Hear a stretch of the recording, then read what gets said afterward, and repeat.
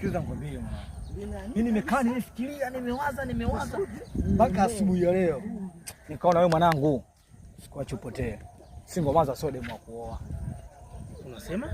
Mwanamke mwenye mtoto sio mwanamke wa kumooa. Wewe ukiwa mwanamke mwenye mtoto. Muoa mke wa mtu. Mkamba. Wewe sasa hivi yani kichwa chako kinaenda hivi yani ueleweki yani. Kama wao watu wa Kiswahili wanasema ni kichwa chako kipo lele. Hauna akili vizuri jamaa. Poa. Imadi. Nini? Nipe andiko lilosema single mother sio mwanamke wa kuoa. Hakuna maandiko kwenye Biblia wala kwenye masafu, lakini single mother sio mwanamke wa kuoa. Kumbe tafuta mwanamke ambaye hajawahi kuoa. Hajaeni. Kwanza jiulize, yule mpaka kaachika na mume wake. Shida nini? Ana shida gani? Mpaka uje. Director tu. Ndio director mkubwa. Asa hapa. Majibizano yote. Huyu director. Eti blaza. Anajua kila kitu. Kwanza mmeniona.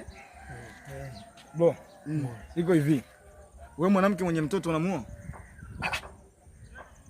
Kwa nini usimuoe kwanza?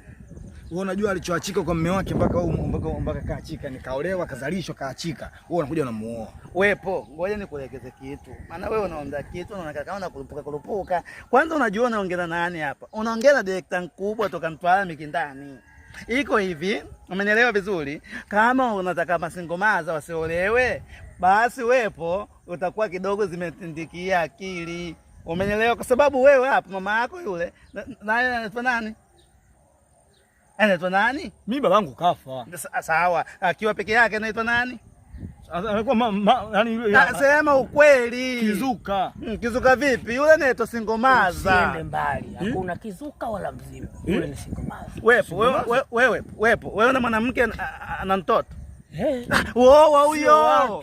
Sio wake. Yeye anataka kuoa mwanamke mwenye mtoto ambaye. Sawa, wepo. Yule mwenyewe kwake yule amekula hasara kwa sababu wewe unakuwa na faida hizi mbili. Una faida ya mtoto, una faida ya mama. Mtoto kumtuma, umenielewa vizuri? Yule mama mambo yako yale. Umenielewa? Mimi ndo director mkubwa toka Mtwara Mikindani. Wepo, mnanichesha muda bwana. Do, mimi nakwambia kweli. Umeona upe demu nilikwambia nataka kuoa. Nimekuja kugundua kumbe pesa singomaza, umeona? Nakuja namzingatia kila kitu. Yaani kumbe mimi nikienda job kazini usiku mtangu anatoka ndo misele yake. Mwisho wa siku anachonifanyia kaniachia shuka ndani. Hiyo kichwani mwangu.